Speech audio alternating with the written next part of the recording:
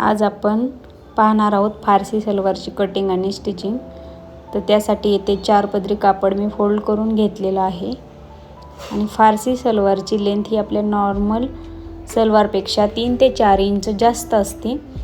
त्यासाठी इथे आपली जी सलवारची लेंथ असते त्याच्यामध्ये आपण 4 इंच जास्त घेऊन वरती 6 इंचचा आपण बेल्ट लावणार आहोत। त्यासाठी आपण 6 इंच मायनस करून जी आपली उंची आहे नॉर्मल ती उंची घेऊन येथे मी मार्क केलेला आहे आणि आपण आसनसाठी 9 इंच घेतलेला आहे आणि बॉटम आपण 13 इंच घेणार आहोत। बॉटमची रुंदी 13 इंच घेतली आहे आणि ते आपण आसन अशा प्रकारे मार्क करून घेणार आहोत।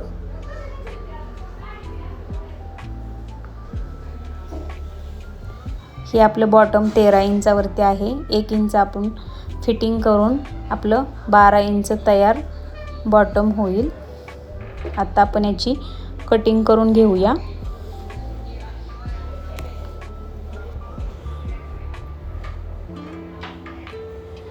अशा प्रकारे आता आपली कटिंग करून झालेली आहे।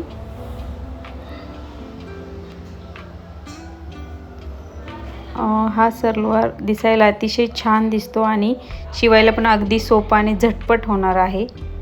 तर हे आपलं बॉटम 13 इंच आहे। आसन आपलं 9 इंचावरती आहे। वरती आपला 6 इंचाचा बेल्ट लागणार आहे। तर हे अशा पद्धतीने आपल्या पॅन्टचे दोन्ही पार्ट झालेले आहेत। आता आपण पॅन्टसाठी जो फारसी सलवारच्या पॅन्टसाठी दोन्ही साईडला 2.5 ते 3 इंचाचा असा मोठा एक टक्स असतो आपण, तर त्यासाठी ते 2.5 इंचावरती दोन्ही साईडला आपण खुणा करून घेऊया, म्हणजे आपल्याला शिवताना सोपं जाईल। 2.5 ते 3 इंचाचा आपण टक्स टाकू शकतो। इथे मी 2.5 इंचाचे टक्स टाकणार आहे। तर आता आपण आपल्या सलवारसाठी लागणाऱ्या बेल्टची कटिंग करू। तर आपलं जे हिप साईज आहे त्यापेक्षा आपण 3 ते 4 इंच एक्स्ट्रा घेणार आहोत। 40 असेल तर 10 चौथा भाग 10 येतो आणि त्याच्यामध्ये आपण 3 इंच एक्स्ट्रा घेणार आहोत लूजिंगसाठी। तर अशा पद्धतीने मी 23 इंच घेतलेला आहे। तर आता आपण इथं पॅन्टचे आसन दोन्ही आसन अगोदर शिवून घेऊया। 9 इंचावरती जे आपण आसन घेतलेलं होतं ते आपण शिवून घेऊया।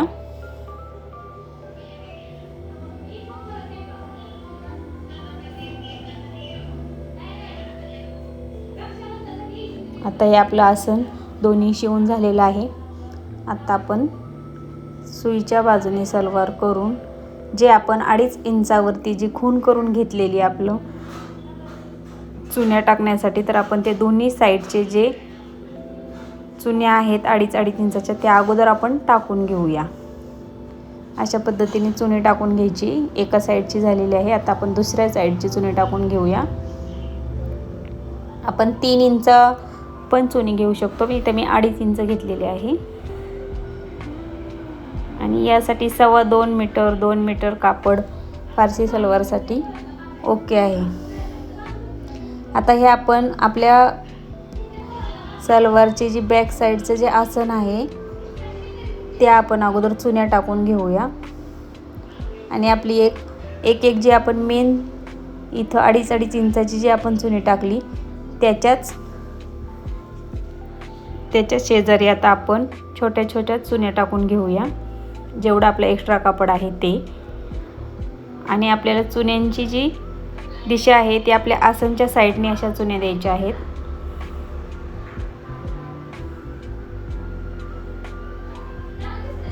तर आता आपण एका साईडच्या चुन्या अशा देऊन घेतलेल्या आहेत। आता आपण पाहूयात आपल्याला 11 ते 12 इंच आपल्याला चालणार आहे। तर इथे 12 इंच येत आहे। आपलं या साईडच्या चुन्या देऊन झाल्यात। आपण दुसऱ्या साईडच्या चुन्या देऊन घेऊया आणि मेन आपण जे 2.5 इंचाची चुनी दिलेली आहे त्याच्या बाजूला आपण छोट्या चुन्या देणार आहोत, जे नॉर्मल सलवारला आपण देतो तशा।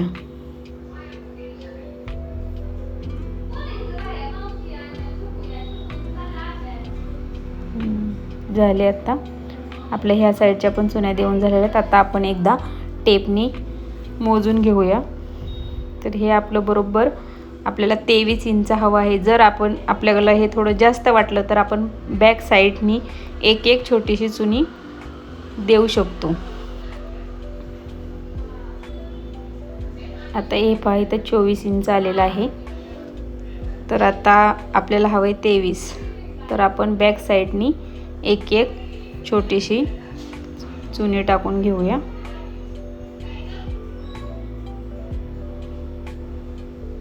अशा पद्धतीने आता बॅक साईडला आपण दोन छोट्याशा अशा दोन्ही साईडला एक एक अशा चुन्या दिलेल्या आहेत.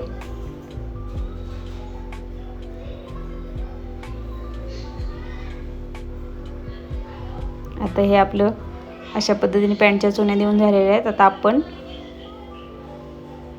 बेल्ट बनवूयात.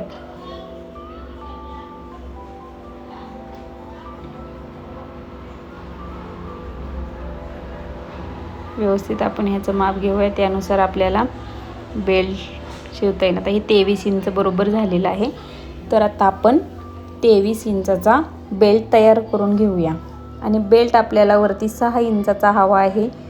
पण आपल्याला वरती इलॅस्टिक किंवा नाडी अटॅच करण्यासाठी आपल्याला वरती फोल्ड करण्यासाठी 2 इंच आणि खाली सर्वला अटॅच करण्यासाठी आपला एक अर्धा इंच, अशा पद्धतीने आपण 6 इंचाचा हवा असेल तर आपण एक 8-8.5 इंचाचा बेल्ट घेऊन अशा पद्धतीने तो तयार करून घेतलेला आहे. आता आपण पॅन्टला बेल्ट अटॅच करून घेऊ. हा आता अटॅच करून घेतलेला आहे. आपण याला नाडी किंवा इलॅस्टिक लावू शकतो आपल्या चॉईसनुसार. तर आता आपण पॅन्टचा मेन म्हणजे बॉटम पार्ट तयार करून घेऊया. तर त्यासाठी ते 3.5 इंचाचे मी कॅनव्हास पेपर घेतलेला आहे.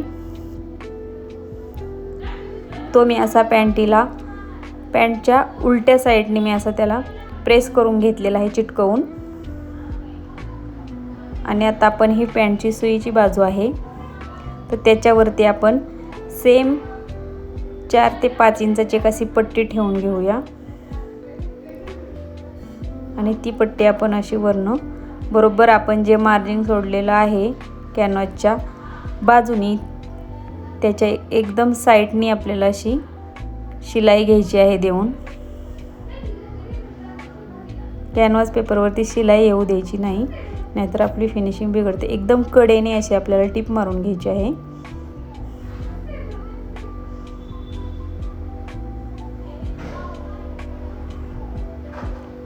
तर अशा प्रकारे आपण शिलाई देऊन घेऊया.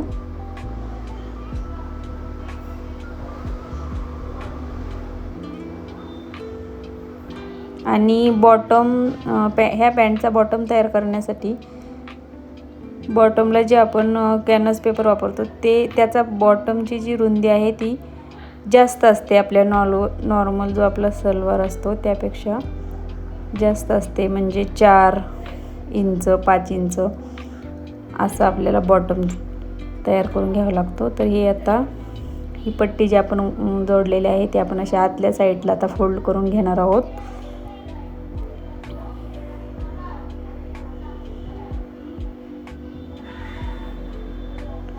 आपण प्रेस करून पण घेऊ शकतो. प्रेस केल्यामुळे फिनिशिंग छान येते आणि शिवताना पण आपल्याला जास्त मेहनत घ्यावी लागत नाही. तर आपण अशी अगोदर एक खालच्या बाजूने एक दाब टीप देऊन घेऊया.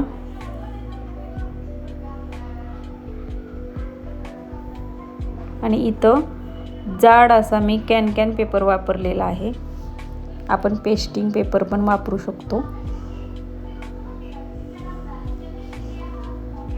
पण फिनिशिंग छान येण्यासाठी आपण इथे कॅन पेपर जर जाड वापरला तर त्यामुळे आपली फिनिशिंग छान येते आणि बॉटम पण व्यवस्थित दिसतो. अशी आपण अगोदर एक दाब टीप टाकून घेणार आहोत साईडनी.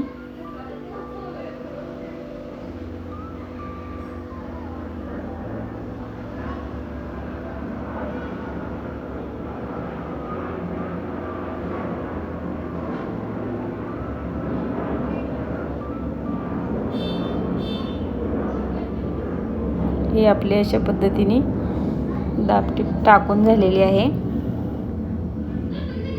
आत्ता आपण जी पट्टी लावली ती आतल्या साईडने व्यवस्थित फोल्ड करून घ्यायची आहे.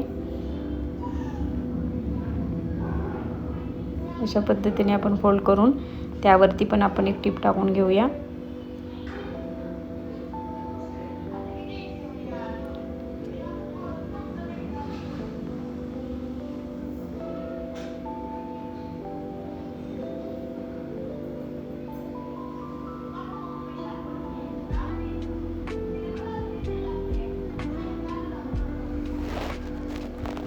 असे व्यवस्थित आपल्याला फोल्ड करून पट्टीवरती वरच्या बाजूने एक टीप तयार करून घ्यायची. आता आपण झालं आहे आपलं.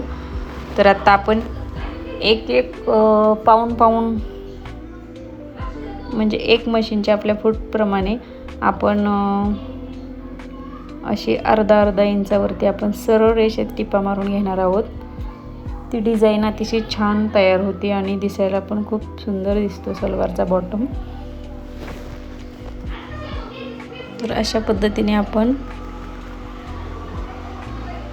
ही शिलाई मारून घेऊया.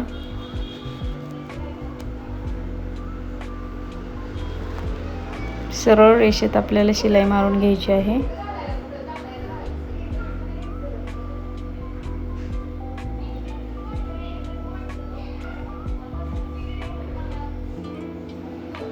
ही शिलाई मारून आपली झाली ना, त्याच्यानंतर आपण आता दोन्ही पॅन्टचे बॉटम तयार करून घेऊया आणि त्याच्यानंतर आपण सलवारला फिटिंग करायची आपली. आपला सलवार तयार होणार आहे.